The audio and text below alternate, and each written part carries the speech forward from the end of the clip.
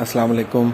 अच्छा हाणे तव्हांखे जेको होमवर्क मोकिलियो हुयो उन में जेको आख़िरी नंबर आहे मुंहिंजे ख़्याल में मां तव्हांखे सॉल्व करे ॾेखारियां थो। नंबर बहरहाल पाण ॾिसी वठिजे। ABCD चयल आहे मोकिलियो, यानी चइनी खे इनलाइन करिणो आहे। सिंपल सम्झो त AB अलॻि आहे, BC अलॻि आहे, CD अलॻि आहे। ठीकु आहे। थोरी देरि जे लाइ जीअं मां तव्हांखे चयुमि त हिन खे असां भुलाए छॾींदासीं, ईअं सम्झो हे आहे ई न, सिर्फ़ु असांखे हे आहे। हाणे जेकॾहिं तव्हांजी पोइ ते ABC ते महिनत सुठी थियल हूंदी त तव्हांजो पहिरियों पोर्शन या पहिरियों पार्ट आसान थी वेंदो।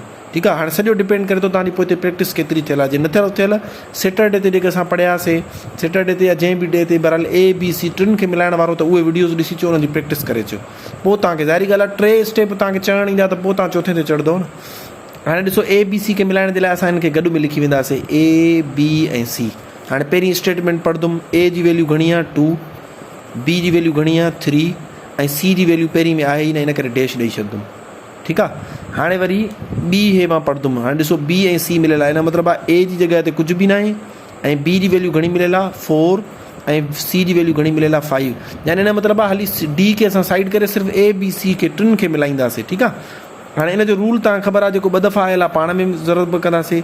4 ट्रिक 12। हाणे हे हिन सां मल्टीप्लाए थींदो, हे हिन सां मल्टीप्लाए थींदो, या हेठियों मथे सां ऐं मथियों हेठि सां। हे 4 ॾूं 8 थी वेंदो ऐं हे 5 ट्रिक 15 थी वेंदो। हाणे ॾिसो हिन ते कोई बि खोड़ो नथो वञे। 3 जो खोड़ो हिन ते बि वञे थो, हिन ते वञे थो, पर हिन ते नथो वञे। 2 जो खोड़ो वरी हिननि ॿिन्हिनि ते वञे थो, पर हिन ते नथो वञे। इन करे खोड़ो अहिड़ो हणो जेको 3 ते वञे। 4 अंग हुजनि त चइनी ते वञे। हाणे कोई बि खोड़ो हिन ते नथो वञे, सो असां चवंदासीं ठीकु आहे, असांजा हाणे 3 मिली विया। छा थी वियो? हाणे वरी 4 ई असांखे 3 मिली आहे न। हे A जी वैल्यू आहे, हे B जी वैल्यू आहे, हे C जी वैल्यू आहे। हाणे चइनी खे मिलाइण जे लाइ हाणे वरी असां 4 ई गॾु लिखंदासीं। छा लिखंदासीं? A B C ऐं D। ठीकु आहे। हाणे A B C त असां वटि अची विया आहिनि। A जी वैल्यू घणी आहे 8, B जी वैल्यू घणी आहे 12, C जी वैल्यू घणी आहे 15, पर D जी वैल्यू हिते असां वटि न आहे फ़िलहालु। ठीकु आहे। हाणे असां जेका हे चौथी खे कट कयोसीं तव्हांखे सम्झाइण जे लाइ, हाणे उहो खणी ईंदासीं C ऐं D।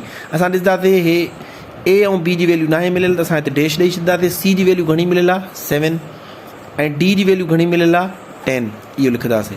ठीकु आहे। हाणे अॻिते रूल तव्हांखे ख़बर आहे त जेको 2 दफ़ा आयल आहे त उनखे त पाण में ज़रब कयो। हाणे 7 दरमियान 15 मूंखे न ईंदो आहे, मां हिते रफ़्ते मिंट में करे वठंदुमि।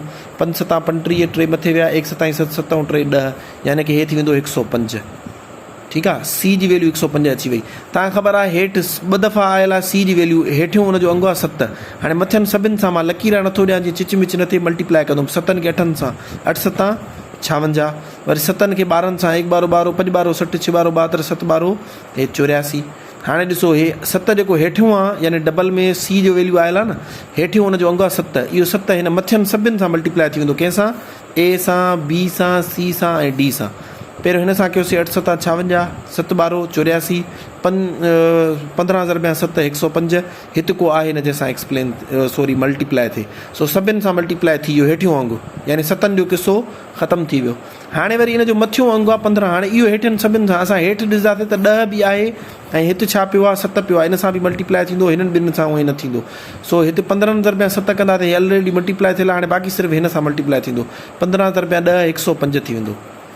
ठीकु आहे। 15 दरमियान 10 105 थींदो, 115 थींदो, 1 15 15 150 थींदो। इनफैक्ट 15 दरमियान 10 150। ठीकु आहे। छो ॾिसो 15 दरमियान 10 ईअं सम्झो 0 आहे न, 1 दरमियान 15 साॻो 15 अची वेंदो, हेॾो 0 ॾेई छॾींदासीं, 150 थी वेंदो। हाणे असां ॾिसंदासीं 5 जो खोड़ो हिन ते वञे थो, हिननि ते, हिननि ॿिन्हिनि ते नथो वञे। 2 जो खोड़ो वरी हिन ते ऐं हिन ते ऐं हिन ते त वञे थो, सॼो सभु ॿधी आहिनि, पर वरी हिन ते नथो वञे। 3 जो खोड़ो असां जेकॾहिं ट्राए कयूं त 5 6 11 थींदो आहे, हिन ते नथो वञे, त माना कंहिं जेको ॿियनि ते हणण जी ज़रूरत न आहे। सो हिन खां वधीक सिंप्लीफाई न थींदो, इहो असांजो आंसर आहे। ठीकु आहे। यानी A जा थींदा 56 भाङा, B जा थींदा 84 भाङा, C जा थींदा 105 भाङा ऐं D जा थींदा 150 भाङा। ऐं तव्हांखे डिविजिबिलिटी रूल न आहे पढ़ायो, सुभाणे यादि कराईंजो त 3 जो खोड़ो कंहिं ते वेंदो आहे, 5 जो खोड़ो कंहिं ते वेंदो, 7 जो खोड़ो कंहिं ते वेंदो। इहो सभु रूल तव्हांखे सुभाणे ई कोशिशि करे तव्हांखे मां इहे एक्सप्लेन करे सघंदुमि। Thank you so much.